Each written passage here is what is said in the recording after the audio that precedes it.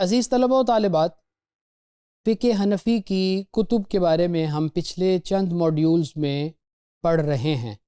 ہم نے دیکھا کہ فقہ حنفی میں کچھ متون ہیں، کچھ شروح ہیں، کچھ فتاوی ہیں، اور آخری اور چوتھی کیٹیگری ان کتابوں کی آتی ہے جو ایک خاص فقہی باب کے متعلق یا اس میں سے بھی ایک خاص فقہی مسئلے کے متعلق لکھی گئی، یعنی وہ کتابیں جو کسی خاص فقہی باب یا کسی خاص فقہی مسئلے کے متعلق لکھی گئی، یہ کتابیں بھی ہمیں فقہ حنفی میں وافر مل جاتی ہیں۔ ہم ان کو اپنی آسانی کی خاطر سمجھنے کے لیے مختلف ادوار میں تقسیم کر لیتے ہیں۔ فقہ حنفی کے ابتدائی دور کے اندر امام ابو یوسف رحمۃ اللہ علیہ نے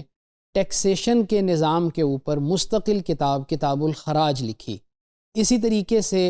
امام محمد رحمۃ اللہ علیہ نے اسلام کے قانون بین الاقوام کے اوپر، انٹرنیشنل لاء کے اوپر، جہاد کے احکام کے اوپر، لڑائیوں میں جو مال غنیمت آتا ہے، وہ جو جہاد میں مال غنیمت آتا ہے اس کی تقسیم کے متعلق اور اس کے ساتھ جڑے ہوئے 20 مسائل کے اوپر 2 کتابیں لکھیں، ایک السیر الصغیر ہے اور ایک السیر الکبیر ہے۔ پھر امام کرخی رحمۃ اللہ علیہ نے کتاب الحیل لکھی، یعنی وہ حیلے جن کے ذریعے سے کسی مسئلے میں جہاں پہ بہت تنگی آ رہی ہو اور وہ ضروری بھی ہو، وہاں پہ کسی ہیلے کو استعمال کرتے ہوئے، کسی ٹیکٹ کو استعمال کرتے ہوئے جو شریعت کے کسی حکم سے متصادم نہ ہو اور استعمال کرنے والے کی نیت بھی درست ہو، تو وہاں پہ جو ٹیکٹ استعمال کیا جاتا ہے اس کو حیلہ کہا جاتا ہے۔ تو خاص کتاب الحیل یعنی حیلوں پر کتاب جو ہے وہ امام کرخی رحمۃ اللہ علیہ نے لکھی۔ پھر اگر ہم وسطی دور میں آئیں تو ہمارے سامنے یہ آتا ہے کہ التحقیق فی احکام الطلاق کے نام سے علامہ ابو اللیث سمرقندی رحمۃ اللہ علیہ نے ایک کتاب لکھی۔ پھر اسی طرح تھوڑا اور آگے آ جائیے تو علامہ ابن عابدین الشامی رحمۃ اللہ علیہ، جن کے بارے میں آپ نے دیکھا تھا کہ انہوں نے رد المختار علی الدر المختار لکھی، وہ بہت بڑے فقیہ تھے۔ انہوں نے اپنے مختلف اختصاصی کتب جو ہیں ان کو لکھا اور ان سب کو جمع کیا گیا، رسائل ابن عابدین کے نام سے ایک مجموعہ تیار ہوا، اس میں ان تمام رسائل کو جمع کیا گیا۔ اس میں مستقل وہ تمام احکام جو عرف پر مبنی ہو سکتے ہیں آپ نے ان کو جمع کیا، نشر العرف فی بناء الاحکام علی العرف کے عنوان سے۔ اسی طریقے سے آپ نے اپنے رسائل میں سے ایک رسالہ جو لکھا وہ تنبیہ الولاۃ والحکام علی احکام شاتم خیر الانام ہے، یعنی اگر کوئی شخص خدا نخواستہ رسول اکرم صلی اللہ علیہ وآلہ وسلم کی شان میں گستاخی کرتا ہے اور وہ مسلمان ہے تو اس کی سزا کیا ہوگی، اسی طریقے سے اگر وہ غیر مسلم ہے تو اس کے ساتھ اسلامی سلطنت میں معاملہ کس طرح سے کیا جائے گا۔ یہ ایک مستقل کتاب صرف شاتم رسول یعنی نبی علیہ الصلاۃ والسلام کو اگر کسی نے برا بلا کہہ دیا اس کو شاتم کہا جاتا ہے، تو اس کے متعلق یہ کتاب لکھی گئی۔ پھر ہم جب جدید دور کی طرف بڑھتے ہیں تو یہاں تو اختصاصی کتب بے شمار ہیں اور یہاں پہ ایسی کتابیں بھی لکھی گئیں جن میں فقہ مقارن کا اسلوب اختیار کیا گیا، یعنی فقہ حنفی کے ساتھ فقہ شافعی کا مقارنہ کر کے بتایا گیا کہ اس مسئلے کے اندر آسانی کہاں پہ ہے یا دلیل کس کی قوی ہے۔ چنانچہ علامہ زحیلی وہبہ زحیلی کی مشہور کتاب الفقہ الاسلامی وادلتہ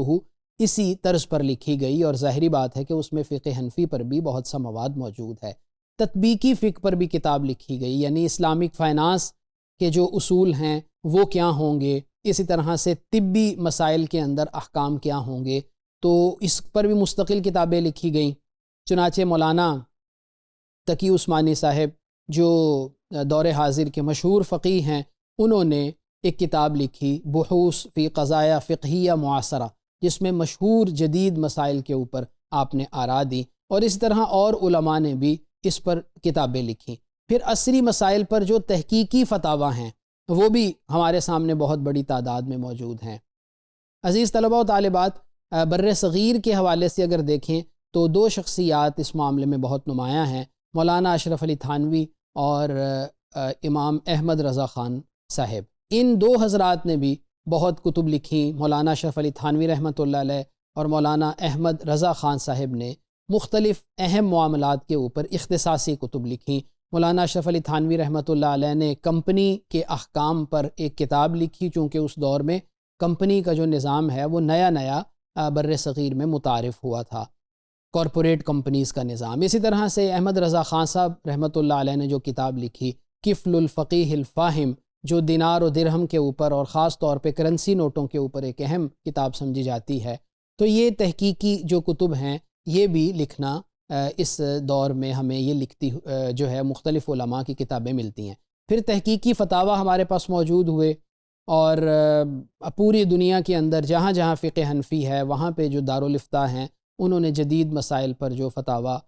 جو ہے مرتب کیے وہ بھی فقہی ابحاث و تحقیقات کے ذیل میں آتے ہیں۔ پھر اسلامک فقہ اکیڈمیاں جو پوری دنیا میں پھیلی ہوئی ہیں ان کی سفارشات بھی اسی کیٹیگری میں آتی ہیں۔ تو عزیز طلباء و طالبات، ہم نے اس موڈیول میں یہ دیکھ لیا کہ فقہ حنفی کی کتب کی درجہ بندی کرتے ہوئے آخری درجے میں ہمارے پاس جو کتابیں آتی ہیں وہ فقہی ابحاث و تحقیقات پر ہیں، یعنی خاص طور پر کسی ایک فقہی باب کے متعلق یا باب میں سے بھی کسی ایک فقہی مسئلے کے متعلق جو کتابیں لکھی گئیں۔ یہ معاملہ شروع ہوتا ہوا نظر آتا ہے امام محمد اور امام ابو یوسف رحمۃ اللہ علیہ کی کتابوں سے، پھر اس کے بعد وسطی دور کی کتابیں ہیں، پھر اس کے بعد آخری دور کی کتابیں ہیں۔